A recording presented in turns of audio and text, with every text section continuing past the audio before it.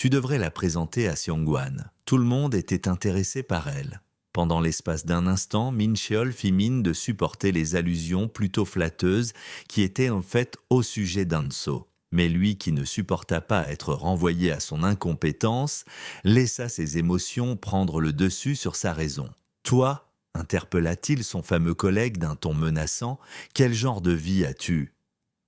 Tu es mauvais dans ton job, tu es vieux, et tout ce que tu fais, c'est d'accoster chaque nouvel employé comme un vieux pervers. Sans même s'en rendre compte, ses mains avaient attrapé le col de sa chemise et le plaqua contre le mur. Tous, stupéfaits de sa réaction, essayèrent de le raisonner pour apaiser l'ambiance qui s'était bien trop vite enflammée pour une simple discussion entre collègues. « Hey Michéol, calme-toi, alors ne demande pas à être présenté à une femme mariée. » Poursuivit Mancheol comme pour informer l'ensemble des personnes présentes de sa situation. « Mais je ne savais pas qu'elle était mariée », lança son collègue pour se défendre. Cette situation sembla valider le combat qu'il menait intérieurement. Lui qui était en proie au questionnement dû à l'absence de réponse qu'avait fait preuve Hanso à ses messages et au manque de sa présence qui sembla s'installer minutieusement en lui, son ego en prit un coup.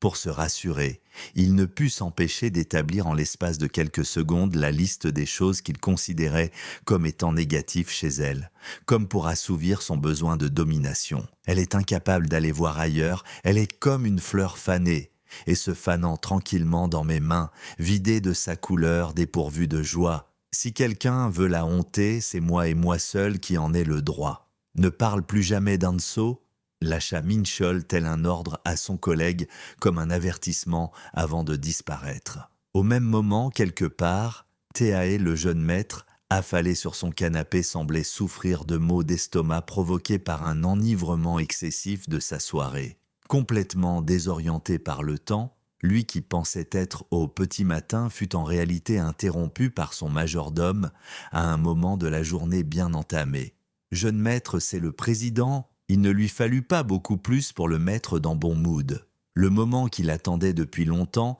sembla enfin montrer le bout de son nez. Bien sûr, je l'ai vu venir, il a dû prendre sa décision, de tout remettre à son fils bien-aimé. Il m'a dit de ne pas toucher au côté commercial pour l'instant, juste de commencer par la branche hôtelière. Ça doit signifier qu'il a décidé qu'il n'a plus de raison de retarder la succession. Ça va être à moi de toute façon.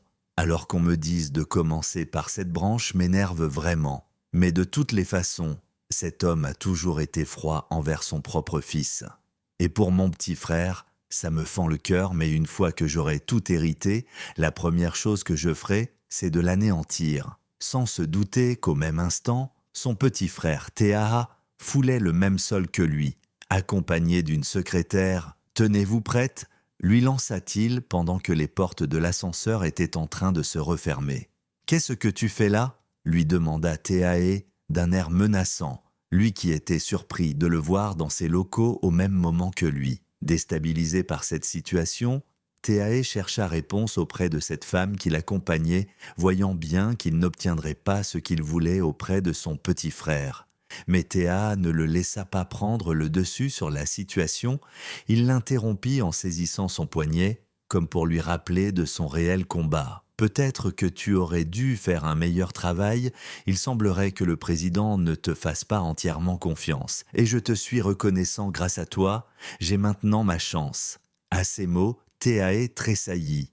Il n'en revenait pas de ce que son frère venait de lui dire, alors il se jura qu'il allait lui faire payer son arrogance, puis les portes de l'ascenseur se refermèrent sur lui, mettant fin à un échange qualifié d'habituel entre les deux frères. Hanso, qui était seule chez elle, avait passé la journée à attendre un retour de la part de Teaha. N'ayant reçu aucune réponse de lui à son message, elle se questionna sur le motif de ce silence inattendu et inhabituel. « Lui est-il arrivé quelque chose ?» se demande-t-elle.